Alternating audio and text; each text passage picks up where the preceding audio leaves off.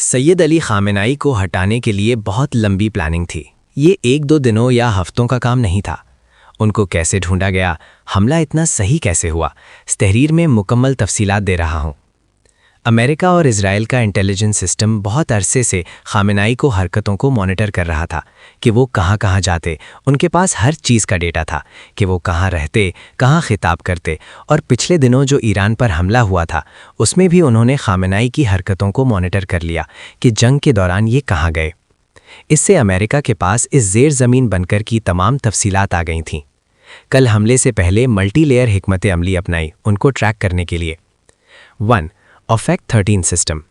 खामेनाई के मुहाफ़िज़ों, साथ मौजूद लोगों और दीगर लोगों के मोबाइल या दूसरे सिस्टम इस्तेमाल करते उन सब के सिग्नल्स को ट्रैक किया जा रहा था एक बहुत ही एडवांस सॉफ्टवेयर पेगासस के ज़रिए जो सिग्नल पकड़ता, और एक सैटेलाइट OFAC को भी इस्तेमाल किया गया। 2. उन्होंने हनी ट्रैप किया, यानी एक जाल बिछाया कि हमले से कुछ घंटे पहले उन्होंने खामेनाई की मौत की झूठी खबर फैलाई। अवाम ने फ़ौरन रद्द-ए-अमल देना शुरू कर दिया, जिससे खामेनाई पर प्रेशर आ गया और उन्होंने सिग्नल भेजा कि मैं बिल्कुल ठीक हूँ। इसी सिग्नल को पकड़ लिया इजराइल की इंटेलिजेंस ने। 3. AI। 3 AI सिस्टम इस्तेमाल किए गए इसमें। गॉस्पिन हबसोरा।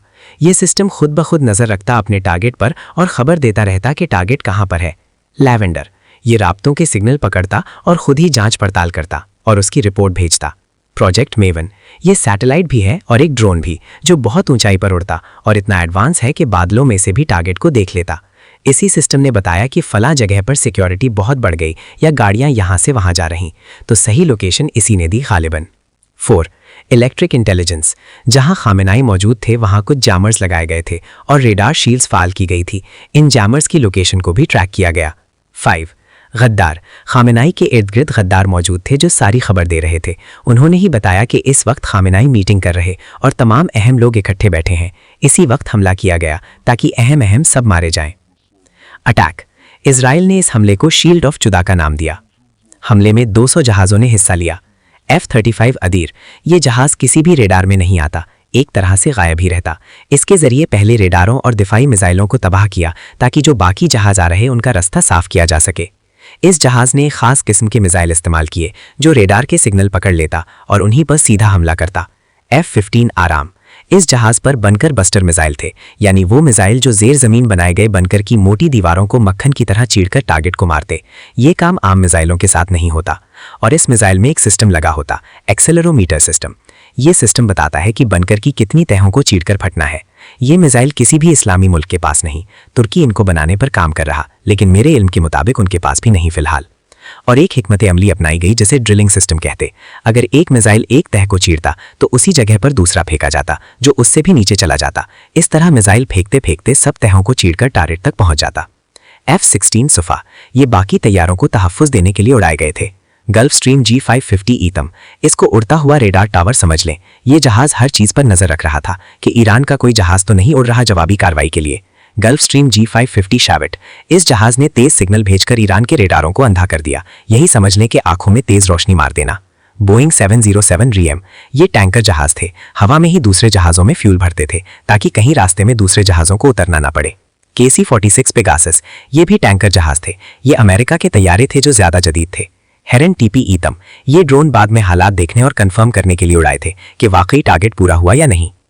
जिस बनकर पर हमला किया गया उसका ब्लूप्रिंट यानी नक्शा पहले से इजराइल के पास था। उनको पता था कि किस जगह पर खामेनाई बैठते। गालिबन मेरी तहकीक कहती है कि जब बनकर बनाए जा रहे थे उसी वक्त अमेरिका ने डेटा इकट्ठा कर लिया था सारा कि शक्ल कैसी है और दीवारें किस चीज़ से बनाई जा रही, ताकि बनकर की ताकत का अंदाज़ा हो सके कि कितने मिसाइल चाहिए इसको चीरने के लिए।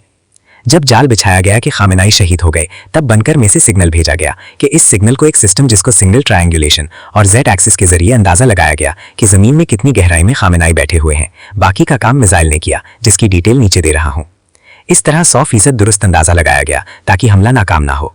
हमले में ईरान के 100 के करीब अहम तरीन लोग मारे गए। और अब आगे का सुन ले। रिजा पहलवी ने 16 जनवरी को ऐलान किया था कि मैं वापस आ रहा हूँ। ये पिछले शाह ईरान का बेटा है जिसकी हुकूमत को ख़त्म कर दिया था। ये यहूदियों की दीवारें गिरिया पर इबादत करता दिखाई दिया और अब अमेरिका और इजराइल हमले करते रहेंगे यहाँ तक कि ईरान के तमाम लीडर मारे जाएं और इसको ईरान का नया लीडर बनाया जाए। ये बहुत लंबी प्लानिंग थी, कई सालों की। ये था वो सारा सिस्टम जो इस मिशन को 100% कामयाब बना गया।